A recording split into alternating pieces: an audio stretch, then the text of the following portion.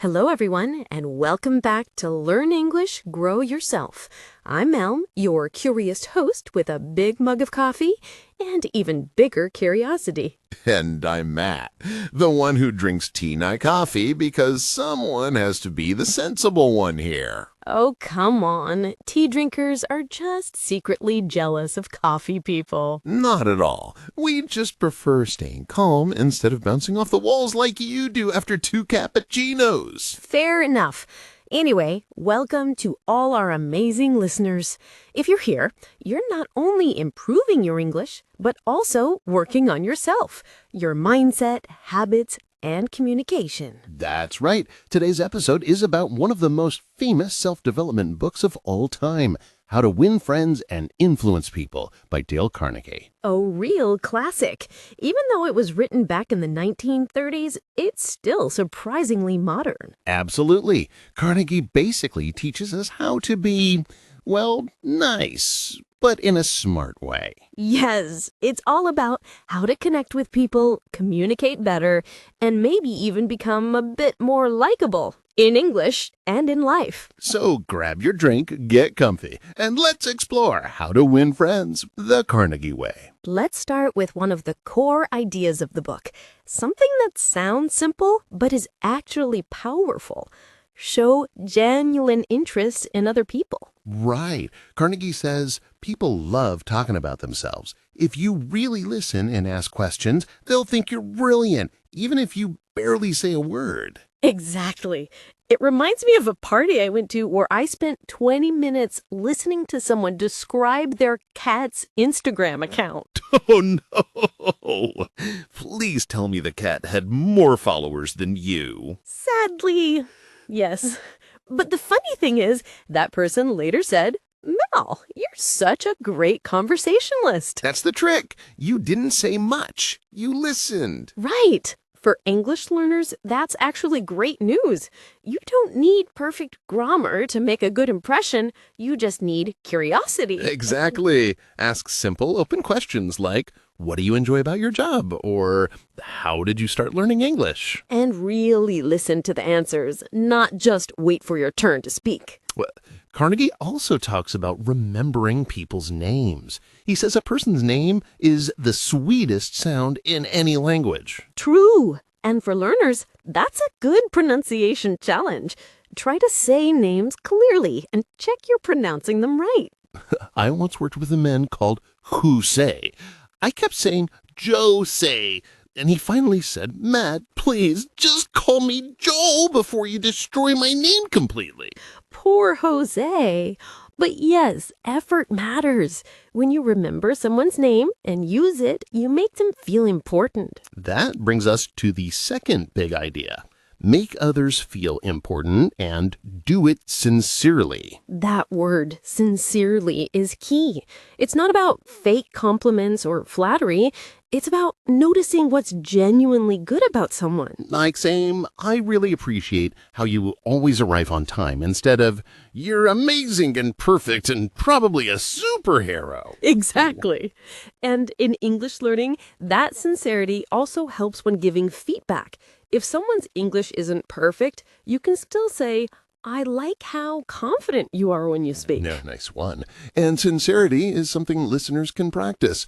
Try giving one real compliment every day in English if possible. The third idea I love from Carnegie is don't criticize, condemn, or complain. Yes, the 3 C's of doom. You're right. Carnegie says that criticizing people usually makes them defensive.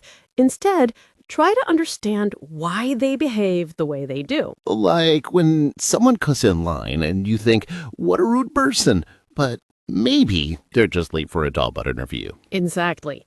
In English, too, if someone makes a grammar mistake, don't jump to correct them. Just focus on communication. That's a big one. I used to correct my students constantly. One finally said, Matt, I'm afraid to speak now.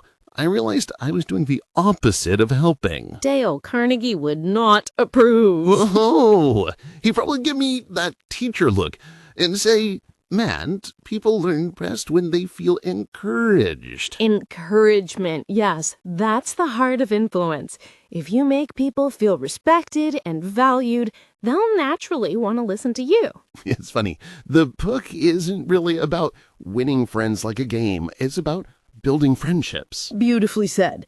And that's something English learners can relate to, building friendship through conversation, patience, and kindness. You know what's interesting? Many people think influence means manipulation, but Carnegie shows it's the opposite. It's about empathy and understanding. Totally. Influence that comes from kindness, not control. And if you apply that idea in language learning, being kind to yourself, patient with progress, you'll go much further. That's such a nice point. Being your own friend, not your own critic. Exactly. Maybe the book should have been called How to Win Friends, Including Yourself. I love that. Okay, let's summarize what we've got. 1. Show genuine interest in others. 2. Make others feel important, and do it sincerely. 3. Don't criticize, condemn, or complain. 3 simple things that can make the world and your English classroom a friendlier place. Definitely. Time for our vocabulary recap. Some useful words and expressions from today's chat. Let's do it. Good first one. Genuine. That means real or true, not fake. Example, she gave me a genuine smile. Like when Mel laughs at my jokes. Very rare, very genuine. Next, flattery. That's when you say nice things just to get something from someone. Example, your handwriting is beautiful, boss. Can I leave early today? Dangerous touchy. Another good one. Criticize. It means to say what's wrong with something or someone. Like, he always criticizes my cooking. Which might be fair, depending on your cooking skills. Cheeky. Next, encouragement. That's support or words that make someone feel confident. Example, my teacher's encouragement helped me speak more English. Then we've got influence, to have an effect on someone's thoughts or behavior. Example, good friends influence us to be better. Empathy, understanding and sharing someone else's feelings. Example, she listened with empathy when I talked about my bad day. Great word. Oh, and compliment, a kind or positive comment. Example, I love your pronunciation today. Thanks. And defensive, when someone feels attacked and wants to protect themselves.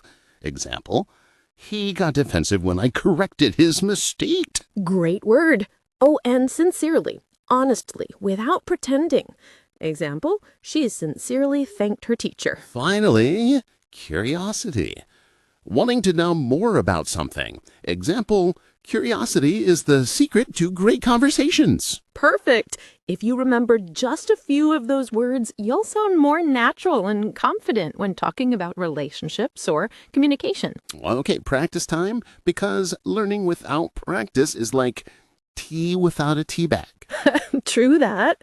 First, the listening challenge. Repeat these sentences after us or shadow them, matching our rhythm and intonation. People love talking about themselves. Make others feel important and do it sincerely. Don't criticize, condemn, or complain. Brilliant. Next, the speaking challenge. Record a short 1-minute summary of this episode in your own words. Use at least 3 new vocab words. And the reflection prompt?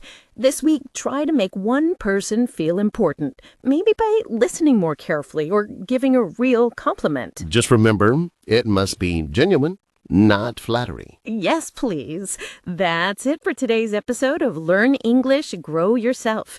Don't forget, you can download the free PDF with the transcript, a short book summary, and vocabulary recap on our website. And next time, we'll talk about another life-changing book and probably make fun of Mel's coffee habits again. As always.